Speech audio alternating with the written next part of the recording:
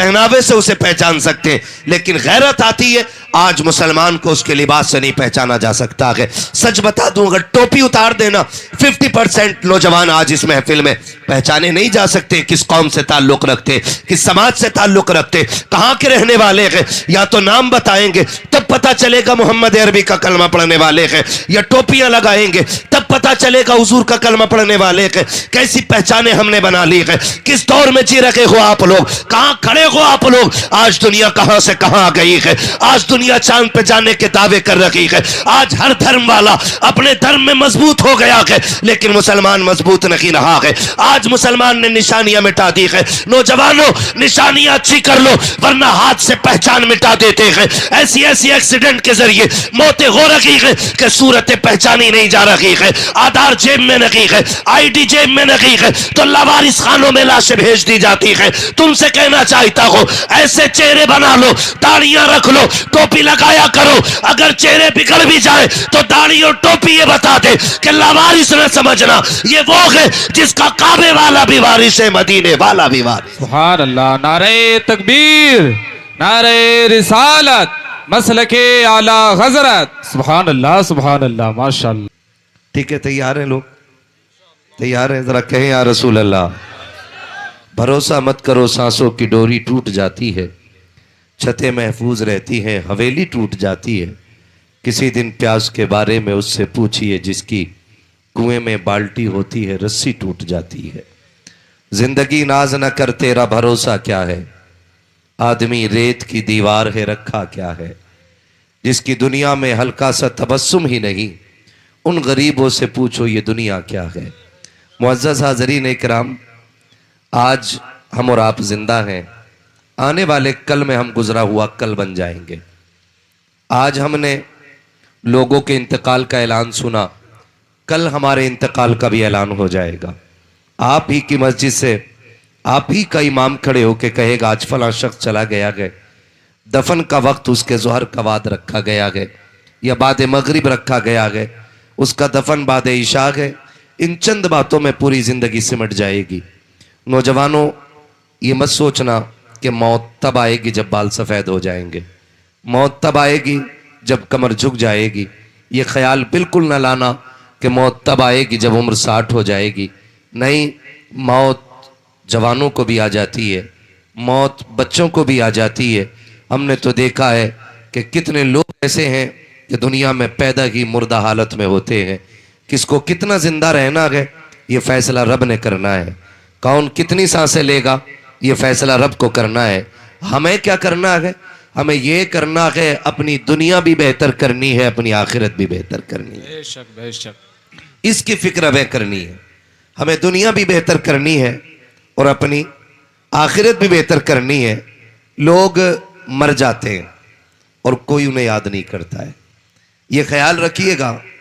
बड़ी बड़ी इमारतें आप देखें, कब्रिस्तान बड़ी तेजी से फुल होते जा रहे हैं और बस्तियां वीरान होती जा रही हैं, लेकिन आज तक न दुनिया में किसी के जाने से कोई कमी आई है और ना ही जमीन का पेट भरा है। जितने आए आकर के जमीन में चले गए और आएंगे वो भी चले जाएंगे। याद रखिएगा, खाली हाथ आए थे और खाली हाथ जाना है। कोई सीने पे दौलत लेके नहीं जाएगा, कोई जायदाद लेकर के नहीं जाएगा। जब आए थे तो मुट्ठी बंद थी और जाएंगे तो मुट्ठी खुली होगी। आते वक्त मुट्ठी बंद थी और जाते वक्त वो भी खोल दी जाएगी, ताकि ये पता चल जाए, दुनिया जान ले कि ये जो जा रहा है ना, ये अपनी मुट्ठी में खजाने लेकर के नहीं जा रहा है, बल्कि खाली हाथ जा रहा है।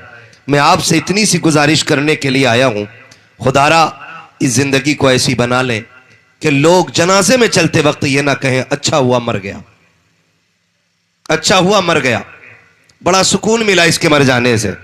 अगर एक बंदे ने इतना कह दिया ना अच्छा हुआ मर गया, तो फिर जितने चाहो तीजे करा लेना, जितने चाहो 40वें करा लेना, फिर कब्र में वो कुटाई होगी, कोई बचाने वाला नसीब नहीं होगा।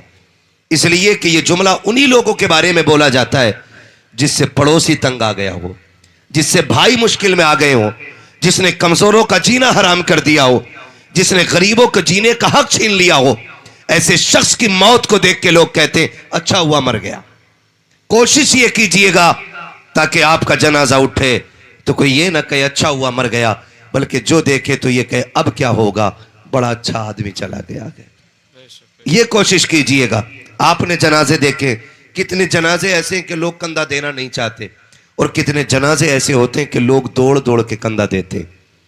बड़े अच्छे लोगों के जनाजे होते हैं और मसहरी नहीं, बल्कि उनमें लाठियां और बल्ली बांध लेते हैं ताकि कंधा देने का मौका सबको मिल जाए, तब भी नंबर नहीं आते। वो किन लोगों के जनाजे होते हैं? क्या वो आसमान से उतरे हुए लोग? नहीं जी, वो भी हमारे बीच के रहने वाले लोग, हमारे ही जैसे हैं। फर्क इतना है कि वो रब रसूल को राजी करके दुनिया से जा रहे हैं, इसलिए लोग उनके जनाजे को दौड़ के कंधा दे रहे हैं।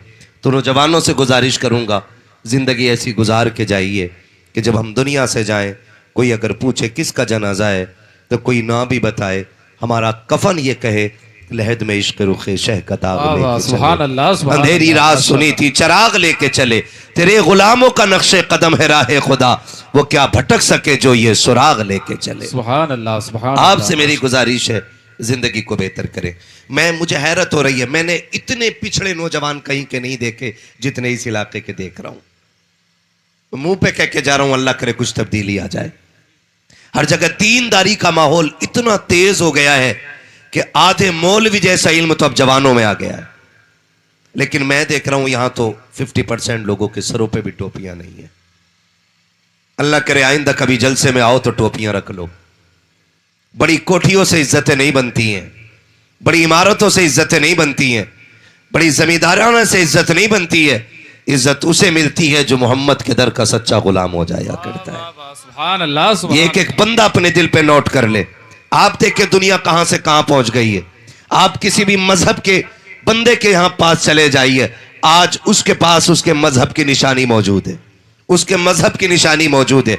उसके लिबास से आप उसे पहचान सकते हैं, उसके चेहरे से आप उसे पहचान सकते हैं, उसकी निशानियों से आप पहचान सकते हैं, उसके पहनावे से उसे पहचान सकते हैं। लेकिन गैरत आती है, आज मुसलमान को उसके लिबास से नहीं पहचाना जा सकता है। सच बता दूं, अगर टोपी उतार देना 50% नौजवान आज इस महफिल में पहचाने नहीं जा सकते किस कौम से ताल्लुक रखते, किस समाज से ताल्लुक रखते, कहां के रहने वाले हैं। या तो नाम बताएंगे तब पता चलेगा मोहम्मद अरबी का कलमा पढ़ने वाले हैं, या टोपियां लगाएंगे तब पता चलेगा हुजूर का कलमा पढ़ने वाले हैं। कैसी पहचाने हमने बना ली है, किस दौर में जी रखे हो आप लोग, कहां खड़े हो आप लोग। आज दुनिया कहां से कहां आ गई है, आज दुनिया चांद पे जाने के दावे कर रही है। आज हर धर्म वाला अपने धर्म में मजबूत हो गया है, लेकिन मुसलमान मजबूत नहीं रहा है। आज मुसलमान ने निशानियां मिटा दी है। नौजवानों, निशानियां अच्छी कर लो, वरना हाथ से पहचान मिटा देते हैं। ऐसी ऐसी एक्सीडेंट के जरिए मौतें हो रही है कि सूरतें पहचानी नहीं जा रही है। आधार जेब में नहीं है, आईडी जेब में नहीं है, तो लावारिस खानों में लाशें भेज दी जाती है। तुमसे कहना चाहता हूं, ऐसे चेहरे बना लो, दाढ़ियां रख लो, टोपी लगाया करो। अगर चेहरे बिगड़ भी जाए तो दाढ़ी और टोपी ये बता दे कि लावारिस न समझना, ये वो है जिसका काबे वाला भी वारिस है, मदीने वाला भी वारिस। सुभान अल्लाह। नारे तकबीर, नारे रिसालत, मसलके आला हजरत। सुभान अल्लाह, सुभान अल्लाह, माशाअल्लाह, माशाअल्लाह। नौजवानों, टोपियां ओढ़ा करो, टोपियां ओढ़ा करो। क्या करें, कौमें वो सुधरती हैं जिनके बाप तालीम अच्छी देते हैं। बेशक, बेशक, बेशक। और मैं इसीलिए कहता हूं, अक्सर एक बात मैं कहा करता हूं, ऐसे घरों से रिश्ते करो जिन घरों की बेटियां दीनदार होनी चाहिए, दीनदार होनी चाहिए बेटियां। इसलिए कि जमीन अच्छी होती है तो फसल अच्छी होती है, माएँ अच्छी होती है ना तो नस्ल अच्छी होती है। बेशक, बेशक, सुभान अल्लाह। माएँ अच्छी होती हैं तो नस्ल अच्छी होती है, ये लाजिम है। आप अच्छे घरानों से रिश्ते करें, खुदा की कसम यही नस्ल हमारी बेहतर हो जाएगी, बेहतर हो जाएगी। हम जानते हैं, और हिंदुस्तान देख लिया है पूरा लगभग, हमने ये देखा है कि दीनदारी गरीबों में ज्यादा मिलती है। जहां पैसों की कसरत है वहां दीन की कदर नहीं होती है। जहां पैसे की कसरत होती है वहां दीनदारी ज्यादा नहीं होती। वो तो इमाम को भी कहते हैं, कौन है हपत जी, कितनी बड़ा इमाम ले आओ, हपत जी कह के बोलेंगे। और इमाम आ जाए ना निकल के मस्जिद से, हाँ बैठो बैठो, खुद बैठा रहेगा। जिसकी दाढ़ी नहीं, जिसे सुबहाना याद नहीं, जिसे दुआए कुनूत याद नहीं, वो कह रहा बैठो अब्बा जी। ये कंडीशन हमारी कौम की है। और इल्म वालों की कदर देखनी है और इल्म दीन की कदर देखनी है तो गरीबों में देखो, क्योंकि उन्हें दौलत पे नाज नहीं होता, उन्हें मदीने वाले मुस्तफा पे नाज हुआ करता है, हुजूर पे नाज होता है। और मैं आपको बता दूं, ये अगर आपके भतीजे हैं, वो आपके भाई हैं, या आपके चचा हैं, या आपके बेटे हैं, तो याद रखना ये बेटे बाद में हैं, हुजूर के गुलाम पहले हैं। बेशक। रिश्तों का ताल्लुक दीन से होता है। किस चीज से होता है? आप बोल सकते हैं किस चीज से? दीन से होता है। आपका भतीजा भी अगर हाफिज बन गया है ना, आप उसके लिए जगह छोड़ो। इसलिए नहीं कि आप चचाएं तो सराहना दबा के बैठे, ये सोच के जगह दे दो क्योंकि वो हुजूर के दीन का वारिस बन गया है, हुजूर के दीन का वारिस बन गया है। और कंडीशन ये है हमारी, अगर पूछ लो ना किसी मजार पे जाके, सुभाना आता है कि नहीं, तो कह रहा ये क्या होता। एक मुजाबिर से किसी ने पूछा, हजरत कहना किसके उम्मती हो, तो कह रहा मोहल्ले में नया नया आया हूं, उसे ये भी नहीं पता कि उम्मती किसका है। ये कंडीशन हमारी कौम की है। और ये ऐसे लोग कहां हैं? हमारी कौम के अंदर है, हमारी कौम के अंदर ऐसे लोग हैं। तो बदले अपने रवैये। दौलत सब कुछ नहीं है, दौलत बहुत कुछ हो सकती है, लेकिन सब कुछ है। दौलत बहुत कुछ हो सकती है, लेकिन सब कुछ नहीं है। सब कुछ दीन है, जो दुनिया में भी काम आएगा और आखिरत में भी काम आएगा। मैं बापों से गुजारिश करूंगा अपने बच्चों को दीन दें, माओं से मेरी इल्तिजा है अपने बच्चों को दीन दें, क्योंकि दौलत हाथ का मैल होता है, लेकिन दीन रब की बहुत बड़ी नेमत है।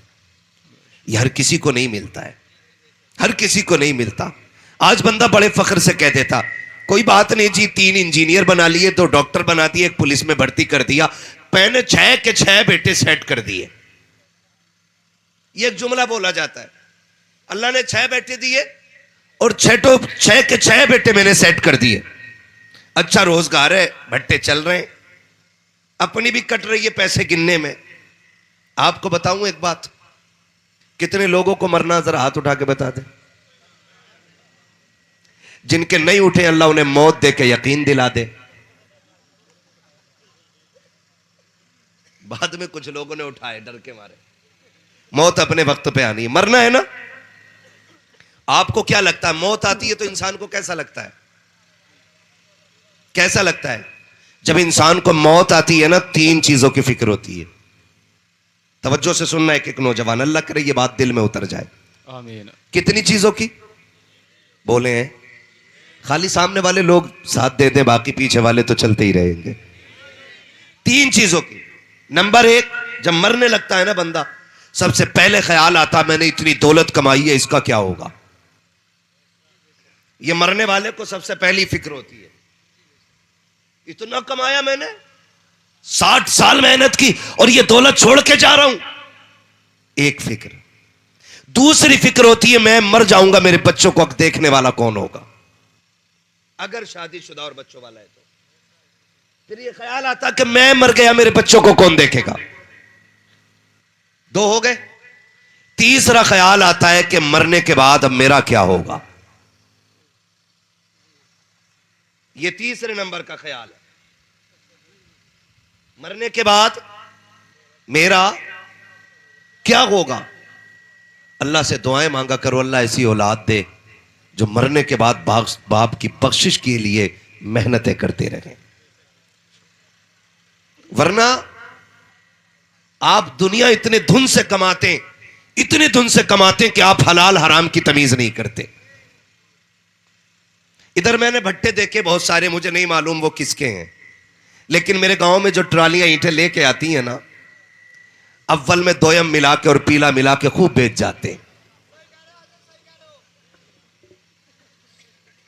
है ना भाई। मुझे ये नहीं मालूम है भट्टे किसके, लेकिन मैं इतना जरूर जानता हूं कि अव्वल के नाम पे ना बीच में दोयम मिला के ना, आपके अगर कौन सा इलाका ये, चलो पाक बड़े का इलाका मान लो, है ना जी। पाक बड़े की ईंट का रेट अगर 5600 है ना, वो पाक बड़े के भट्टे पे 5600 मिल रही है, और आपके भट्टे की ईंट पीपल साना जाकर के वही ईंट अगर 4500 में मिल रही है, तो क्या राज है इसमें? मतलब बिल्कुल वही, जैसे साबुत मिर्च 250 रुपए किलो और पिसी मिर्च 200 रुपए किलो, जबकि पिसी मिर्च को महंगा होना चाहिए और साबुत को, बोलो कैसा होना चाहिए? सस्ता होना चाहिए ना। लेकिन इसका बिल्कुल उल्टा है, पिसाई की कीमत भी नहीं। साबुत मिर्च आप लेते हैं तो आपको 200 रुपए, पिसी ले तो 150 रुपए, ये 50 रुपए घट के क्यों? तो है नहीं दाल में काला, या पूरी काली है? पूरी काली है ना। तो ये पहली फिक्र जो होती है, जो दौलत कमाई है इसका क्या बनेगा? मेरे अजीज, अपने बच्चों के लिए हलाल कमाया करो। दुनिया बड़ी बेवफा है, इसके लिए हराम कमाओगे, ऐश तुम्हारी औलाद करेगी, हिसाब तुम्हें देना पड़ेगा।